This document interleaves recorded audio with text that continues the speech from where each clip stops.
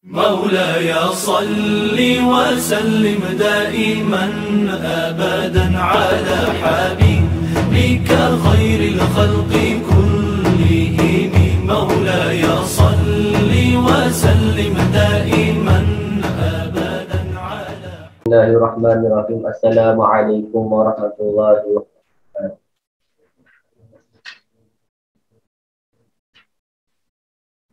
بسم الله الرحمن الرحيم. Bismillah, alhamdulillah, nahmadu wa nasalli wa nasallim ala rasulihil karim, amma ba'du. Qala mu'allif rahimahullah ta'ala, nafa'ana Allahu bihi wa bi ilmihi fid dharain amin. Bismillahirrahmanirrahim. Hari kita masuk kepada pembahasan tentang tuqalis biha al-mar'atu ar-rajula, perbezaan antara lelaki dan wanita di dalam solat. Jadi tidak sama kan? Lelaki macam mana cara semayang, wanita ni dia ada sedikit perbezaan. Bismillahirrahmanirrahim. Faslun fi umurin tukhalifu fiha al-mar'atu ar-rajula fi shalah. Pasal menjelaskan tentang perkara-perkara yang berbeza antara wanita dan lelaki di dalam solat. Wal mar'atu tukhalifu ar-rajula fi khamsati asya'a. Wanita ni dia berbeza dengan lelaki dalam solat ni ada dalam 5 perkara. Ada 5 perkara perbezaan antara wanita dan lelaki di dalam solat.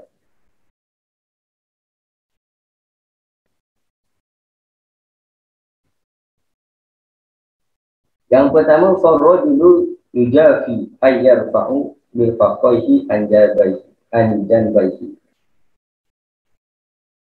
wa yukillu ay yarfa'u batnahu an fakidaihi fi ruku'i wa sujudi. Kalau lelaki dia kena angkat siku dia. Ni siku kan. Ketika dia sujud dia kena angkat lebih tinggi daripada perut dia. Jadi masa sujud lelaki dia punya siku dia tak kena kepada lantai.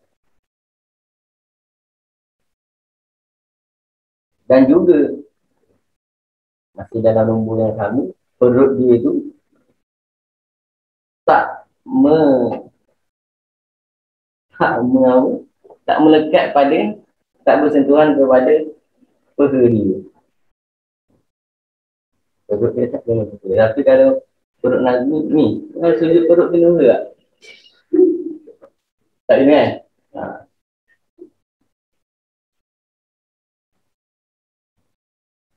Itu satu. Dalam keadaan sujud dia berbeza. Ni cerita lelaki dulu. Dia angkat, tapi perut dia tak kena peha dia. Kemudian yang kedua, wa yajharu fi mawdi'il jahri. Laki ni dia baca kuat pada waktu dia. Tahu tak waktu baca kuat, waktu baca slow kan? Minggu lepas. Aku isyak subuh. Time tu Jumaat.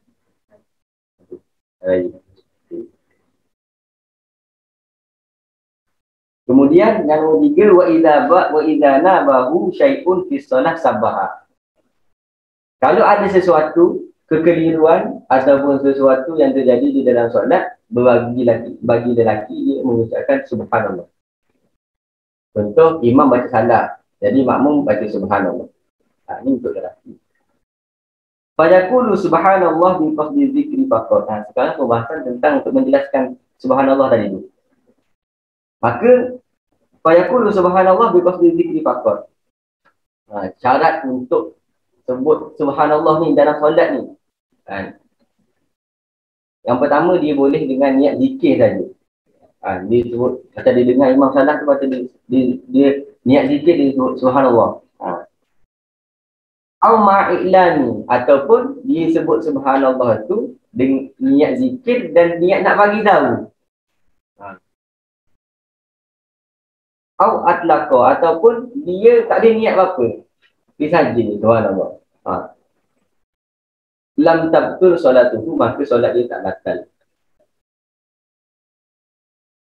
awil i'lami faqat batalat. Tetapi kalau dia sebut subhanallah tu sebab dia nak bagi tahu, oh imam ni salah baca ni, mentang-mentang saya hafal Quran, dengan imam baca salah subhanallah, tapi niat dalam hati ni nak bagi tahu salah imam, maka batal lah solat dia. Kalau dia syarat, kalau dia niat untuk zikir ataupun dia niat zikir dan memberitahu, ataupun dia tak ada niat apa, dia sebut saja mutlak saja, tu tak batal. Tetapi kalau dia niat nak bagi tahu, contoh imam ni sepatutnya dia tahiyat awal tetapi dia bangun, dia sebut subhanallah dengan niat nak suruh imam tu duduk, nak bagi tahu imam salah tu, subhanallah, tu batal salat dia. Sebab dia niat nak bagi tahu untuk mengiklankan. Tetapi kalau dia niat zikir saja ataupun niat zikir dan memberitahu ataupun tak ada niat apa mutlak, maka salat dia tak batal. Kemudian yang ke-5, wa aura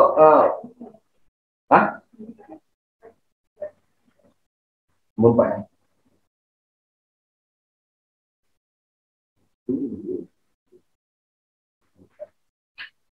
Kemudian yang keempat, wa auratu rijal wa auratu rajul ma baina surah wa rukbah. Aurat lelaki adalah anggota yang berada di antara pusat dan lutut. Faham tak?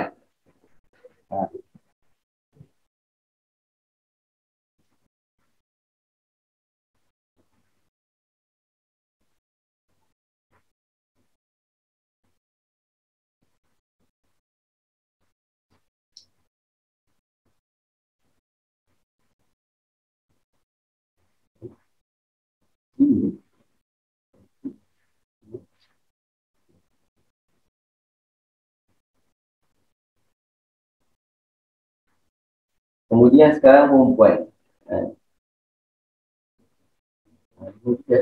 Untuk perempuan ni. Nanti nampak itu. Fa'innaha tadumu ba'daha li ba'din.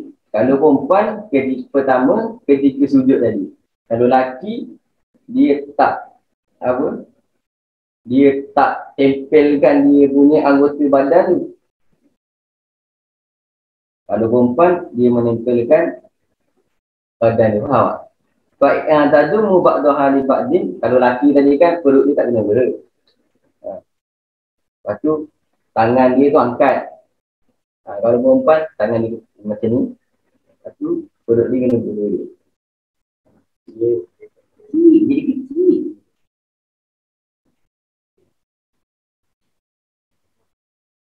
Kemudian yang kedua, tahfadu sautaha. Dia sendurkan, dia lirihkan suara dia.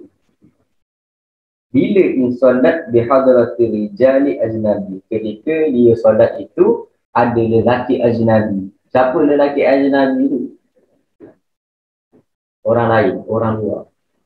Dia bukan mahram dia, bukan adik-beradik dia, bukan mahram dia, ataupun bukan suami dia. Maka kalau dia solat dalam keadaan ada orang macam tu, maka dia kena baca dulu. Fa in sallat munfaridatan anhum jaharat. Tapi kalau dia solat seorang-seorang, tak ada orang lain, dia solat dalam bilik dia, maka boleh baca kuat. Gunakanlah anugerah yang Allah berikan berupa nikmat suara yang merdu itu untuk baca Al-Quran. Apalagi membaca Al-Quran di dalam solat. Nabi SAW bersabda, Zayyinul Qur'ana bi aswatikum. Hiasilah Al-Quran itu dengan suara kami. Maksudnya rugi ada suara merdu tapi tak gunakan untuk baca Quran. Tapi kalau nak baca dalam solat yang perempuan, pastikan kat situ tak ada ajnabian. Tak ada lelaki adik-adik, tak selain adik-adik ataupun orang lain.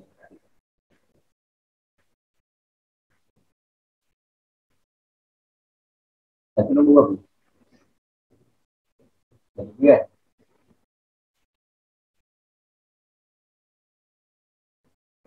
Sekarang nombor 3. Dan nombor 3, wa idza nabaha syai'un fi shalah Safaqat. Kalau terjadi sesuatu. Kalau laki tadi sebut subhanallah, kalau perempuan macam ni.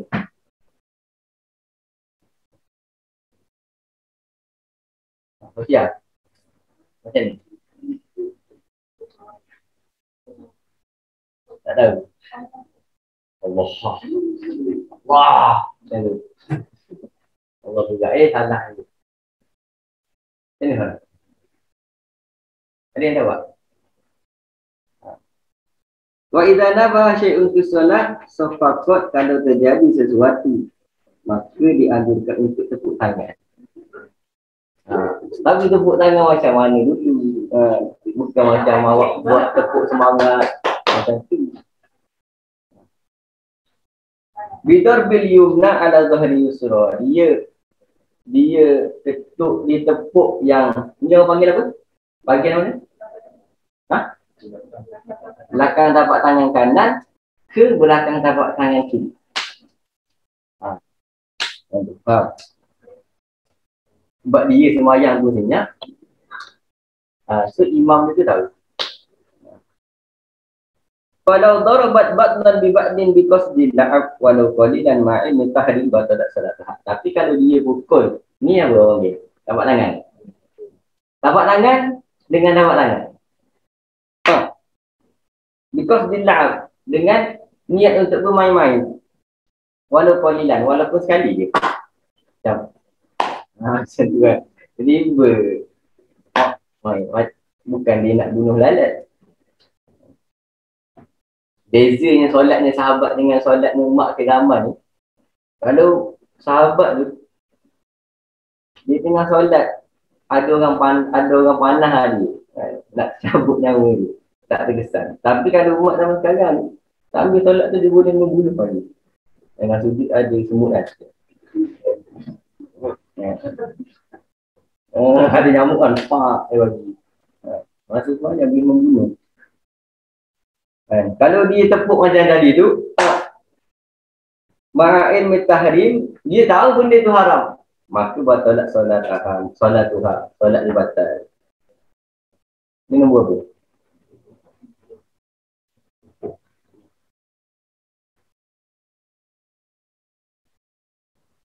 Tak jadi 4.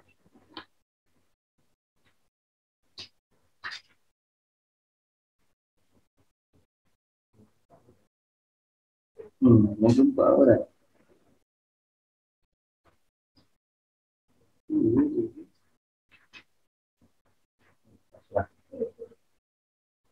Wal khunsa kal mar'ati. Khunsa ni hukum dia sama seperti wanita. Tahu khunsa kan? Khunsa ni orang yang ada dua kali. Kemudian aurat, tadi aurat laki ma baina surah wa rukbah, antara pusat dengan lutut. Tetapi alangkah tidak beradabnya seseorang kalau dia ada pakaian yang sempurna, dia pakai sensibel, yang penting sah. Maksudnya ini batasan fiqh. Tetapi kalau lah tak ada terus, tak ada baju yang bersih, semua baju najis, ataupun dia lepas kena rompak rumah dia, habis semua baju dia tu kena rompak, masuk waktu solat, macam mana dia nak buat? Ni tak ada baju kan ni, habis baju, dengan baju-baju dia pakai tu, dia ada baju dia pakai, tapi baju dia pakai tu najis, dia nak buat macam ni. Kalau tempat ada masa lagi solat untuk dibasuh, dia kena basuh. Tetapi kalau tak ada, dia boleh solat tak basuh. Tapi dia solat lah kat sini, tentu dalam bilik gelap kan. Tapi itu Allah alam lah, siapa yang kena nasib macam tu. Semoga kita dijauhkan. Kita nak jumpa apa nama dia, bukan Perdana Menteri, kita nak jumpa orang yang lebih atas daripada kita dalam segi keduniaan pun, kita pakai emas. Betul tak? Apalagi kita nak jumpa raja kepada segala raja, takkan kita nak jumpa raja segala raja ni pakai apa adanya. Kalau apa adanya tu, saya dengan kamu, itu je lah.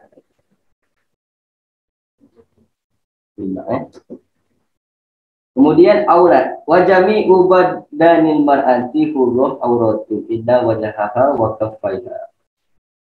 Kalau aurat perempuan, aurat lelaki, pusat lutut. Kalau perempuan, seluruh badan dia kecuali muka dan tapak tangan. Maka itu saja. Muka, tapak tangan. Yang lain semua dia kena tutup pakai telefon.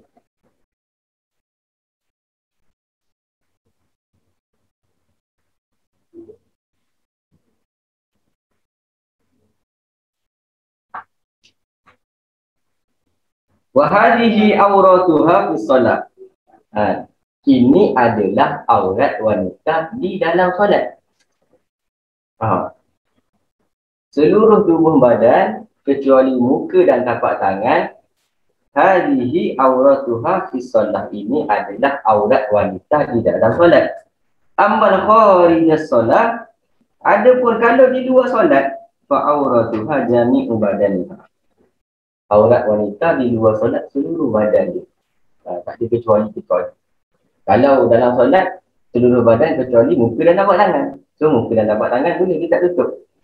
Tetapi kalau di luar solat, maka seluruh anggota badan dia. Tetapi ada, saya dapatkan referensi yang ada kin mengatakan bahawasanya memang menurut pendapat yang muktamad, aurat wanita di luar solat itu adalah jami'ul badan, seluruh badan. Fayashmilu al-wajha wal kaffain ala muktamad. Maka termasuklah muka dan tapak tangan. Menurut pendapat muktamad, aurat wanita ni semua. Muka tak boleh duduk, tapak tangan tak boleh duduk. Wakilah, tetapi ada kin mengatakan bahawasanya boleh dikecualikan muka dan tapak tangan. Boleh. Maksudnya, tak pakai budah pun tak apa. Boleh. Tak pakai sarung tangan, nampak tapak tangan boleh. Tetapi ada syarat dia. Syarat dia amnul fitnah. Selamat daripada fitnah. Maksudnya, dengan sebab dia tak pakai budah, dia tak pakai sarung tangan, dan tak timbul fitnah bagi orang di sekeliling dia ataupun orang yang melihat dia. Maksudnya tengok, tak menimbulkan fitnah. Yang kedua, wa'adamu syahwat, tidak timbul syahwat. Maksudnya dengan dia tidak berlebih-lebihan dalam berhias. Dan wa'alla yakuna ala wajhi wa kaffaini syai'un minaz zina. Dan dia tidak meletakkan apa-apa di wajah dia dan kedua tapak tangan dia daripada perhiasan. Dia ambil dalil daripada mana yang berdasarkan firman Allah Subhanahu Wa Taala, wala yubdina zinatahunna illa ma dhahara minha. Surah Nur ayat 31. Tengok terjemah dia. Maka seorang syekh mengatakan, iaitu Syekh Al-Bajuri fi hasyiatihi, di dalam keterangan yang dia sampaikan di dalam kitab dia tu, wala ba'sa bi taqlidi tsani, tak masalah kalau kita nak ikut pendapat yang nombor 2. Maksudnya pendapat yang kedua tu apa? Pendapat pertama pendapat muktamad, semua anggota badan. Pendapat yang kedua, boleh nampak wajah, boleh nampak tapak tangan, tidak mengapa.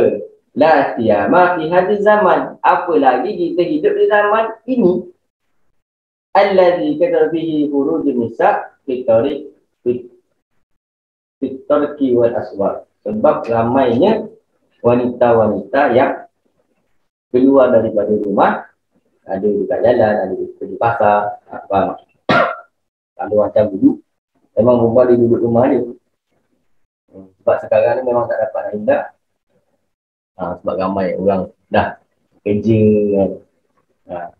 Boleh kita ikut kepada pendapat yang nombor 2. Maksudnya boleh nampak wajah, boleh nampak tapak tangan, tetapi tidaklah berhias yang menimbulkan syahwat kepada orang lain. Tetapi kata guru saya, namanya perempuan, nama perempuan, dia berhias tak berhias pun, kalau kita normal, kita tengok lain dengan kita tengok lelaki. Tapi kalau lelaki tak normal, dia tengok lelaki-lelaki tu rasa lain, tu bahaya dia. Tapi kalau kita tengok wanita, baik dia tu pakai berhias tu, tak berhias pun, apa nama dia, ada insting. Apalagi kalau tak berhias, apalagi kalau berhias. Faham? Wal ammatu adapun kemudian hamba sahaya perempuan. Kalau jadi bersolat, hukum dia sama seperti lelaki di dalam solat. Maksudnya aurat hamba sahaya yang perempuan ni pusat dengan lutut. Dia bukan jami' badan ila wajihha wa safaiha. Ini tubuh badan kecuali muka dan dapat tangan. Kurang satu kan? Empat. Saya jadikan nombor 5 tu. Ada yang nak tanya?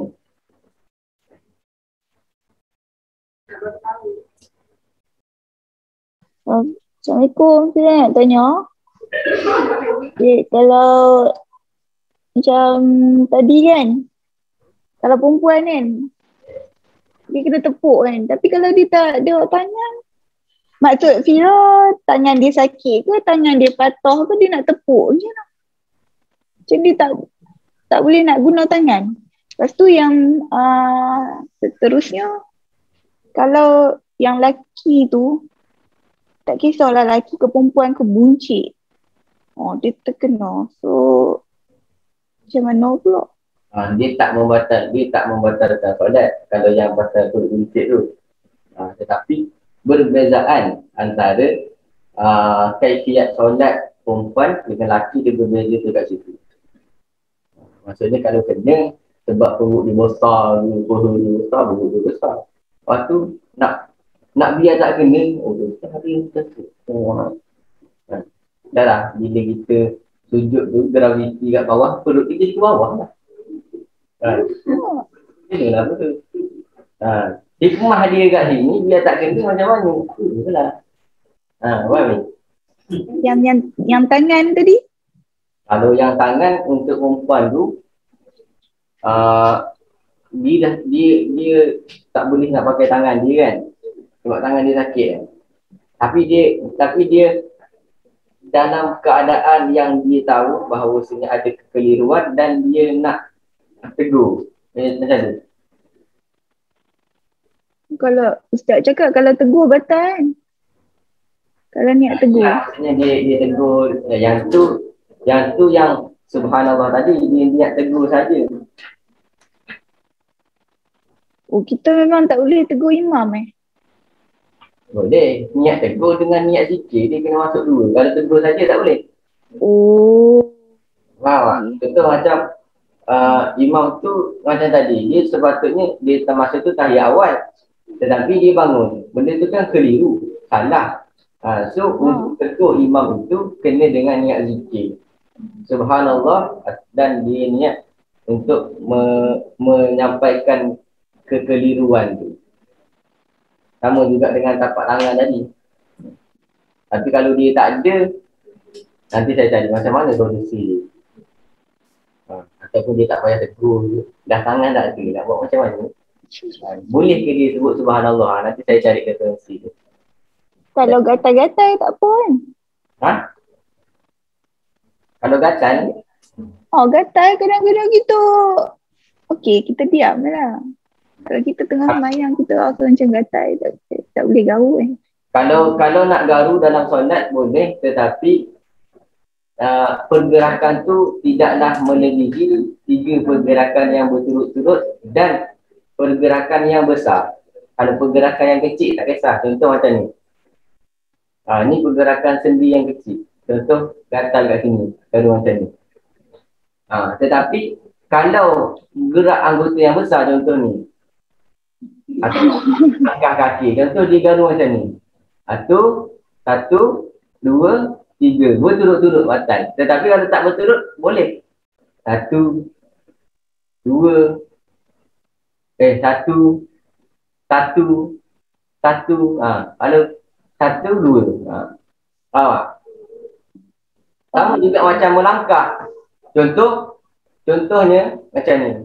Dia masuk masjid, lepas tu imam tu dia dah duduk. Dia nak rukuk lah. Sebab dia tak nak masbuk, dia masuk masjid, dia tak boleh duduk. Allahu Akbar, dia rukuk. Lepas tu, di tengah-tengah sembahyang tu, dia boleh jalan. Satu, dua. Sampai kat depan. Tapi kalau dia 1, 2, 3, 4, 5, habis lah. Tak lah. Apalagi dia buat refu.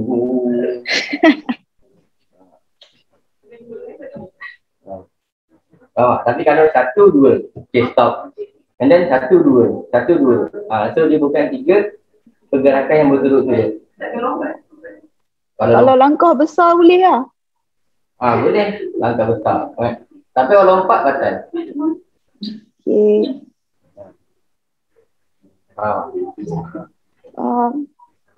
Terima kasih. Dia nak tanya. Solat dalam perang? Bukan solat dalam perang. Kalau dia lah, dia macam dalam sebuah perang. Yang Tak berperang? asal tau. Orang budak-budak yang pakai miskin tu.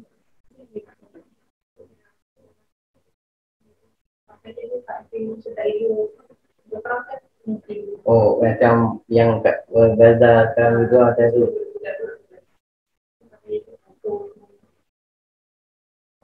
Macam tu lah, dia cuba usaha dulu.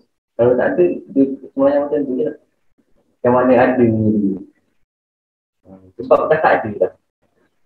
Dia nak beli Shopee, tak ada Shopee. Nak pergi hantar kat dia, kena bom dulu.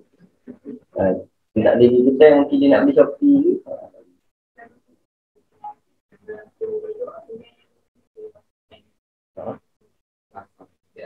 Tak, peluh ni bukan najis. Yang najis adalah sesuatu yang keluar daripada jalan depan dan jalan belakang. Kalau peluh tu keluar daripada jalan belakang, ya tu. Apa ada tu peluh keluar dari situ? Sebab peluh dia akan keluar daripada lubang roma apa macam? Dia yang roma. Peluh dia tak najis kalau menurut syarak. Kalau menurut istilah, kalau menurut bahasa najis apa?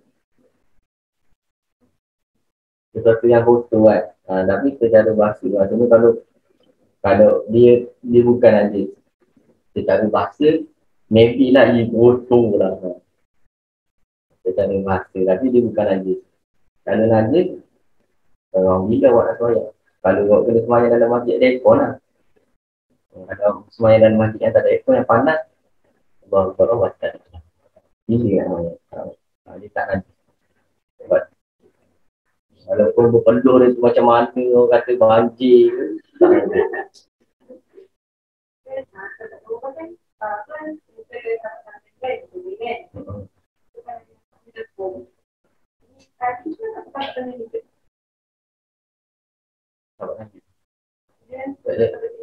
Macam contoh kan, kalau dia akan takbir kan, dia ternampak ni lah. Tapi kalau lekung sama gini, nampak kat sini lah, tak boleh. Nampak tanya. Kalau pakai telekung, kalau pakai tudung besar kan, tak ada lah.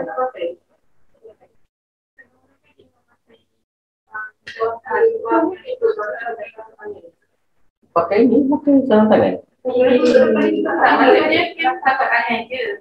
Kalau tak pakai telekung ni kita tak untuk tetap. Maksudnya kalau awak untuk ini dengan yang tutup lah. Yang tutup lah. Tapi macam mana nak tutup? Tak payah nampak lah. Macam orang yang macam kita pakai stocking. Sebab dia tak boleh keluar daripada tutup dia. Kan dia semuanya macam ni. Allah. Sebab takbir dia bukan macam ni, bukan macam ni. Ni pakai tudung kecil ada. Dia pakai tudung besar.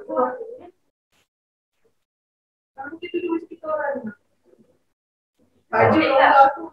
Tak macam boleh lah kalau macam tu. Tapi kalau macam tapi kalau dah yang awak kan nampak juga tu. Okay.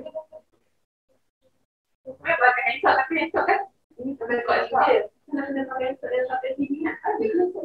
Jadi ada kita yang masuk ke sini. Tapi lepas tak dari ni. Esok saya bagi apa ni? Pelik pula soalan tu.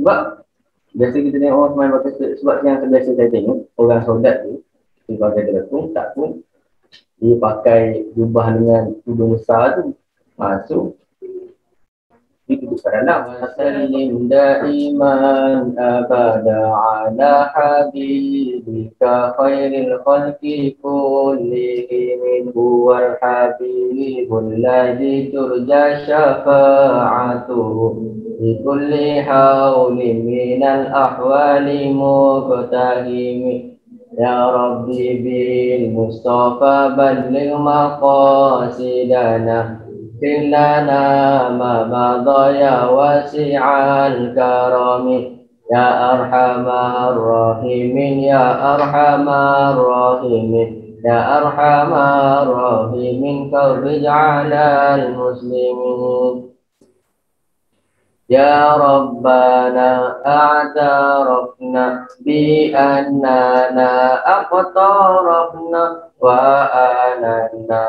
asrafna على لظى أسرفنا فتب علينا توبة تغسل لكل توبة واستر لنا أوراتي وآمن الروعات يا ربنا اعترفنا بأننا أقترفنا وآننا أسرفنا على لظى أسرفنا اغفر لوالدينا ربي ومولودينا والآل والإخوان وسائر الخلان يا ربنا اعترفنا بأننا أقترفنا وآننا أسرفنا على لظى أسرفنا فضلا وجودا منا لا باكتسابنا بالمصطفى الرسول نرضى بكل سنة. Wabillahi taufiq wal hidayah. Assalamualaikum warahmatullahi wabarakatuh. Itu